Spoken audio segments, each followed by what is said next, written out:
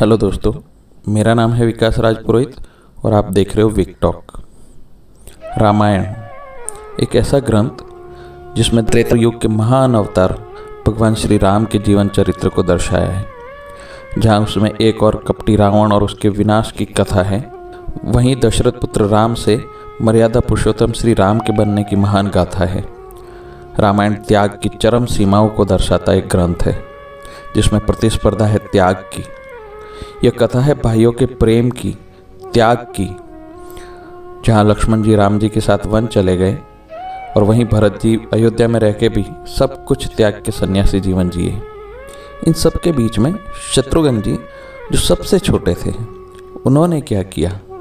क्या वह महलों में सुख सुविधाओं को ग्रहण करते रहे? भरत जी जो नंदीग्राम में रहते थे और शत्रुघ्न जी उनके आदेश से राज्य का संचालन करते थे। एक एक रात, एक एक दिन करते हुए भगवान श्री राम को वनवास गए हुए 13 वर्ष बीत चुके थे।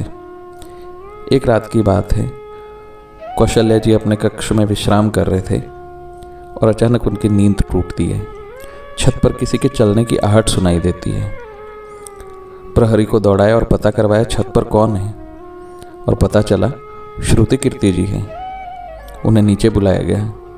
श्रुति जो सबसे छोटी थी, माँ कौशल्या के कक्ष में आई और माँ कौशल्या को प्रणाम करके खड़ी रह गई।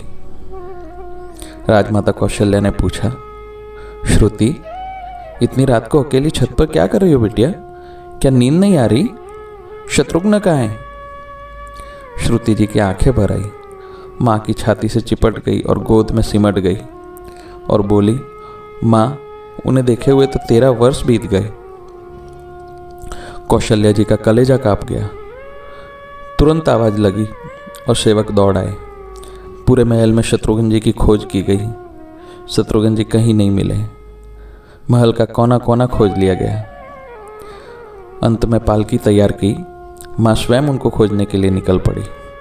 राजधानी में शत्रुघ्न जी की खोज शुरू हुई और अंततः शत्रुघ्न जी मिले। अयोध्या के जिस दरवाजे के बाहर भरत जी नंदीग्राम में तपस्वी होकर रहते थे, उसी दरवाजे के भीतर एक पत्थर की शिला पर, उस शिला पर अपनी बाह का तकिया बनाकर लेटे मिले।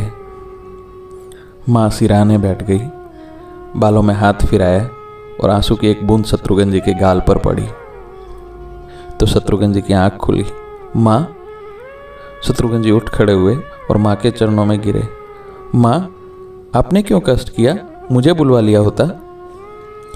माँ ने आंसुओं से भरी आंखों से शत्रुघ्न की ओर देखा और कहा, शत्रुघ्न, यहाँ क्यों पुत्र? शत्रुघ्न जी की रुलाई फूट पड़ी। आंखों में गंगा जमुना बहने लगी। 13 वर्ष की दबी हुई पीड़ा माँ के आंचल में फूट पड़ी और बोले, भैया राम तो पिताजी की आज्ञा से वन चले गए, भैया लक्ष्मण भी उनके पीछे पीछे चले गए, भैया भरत भी नंदीग्राम में है।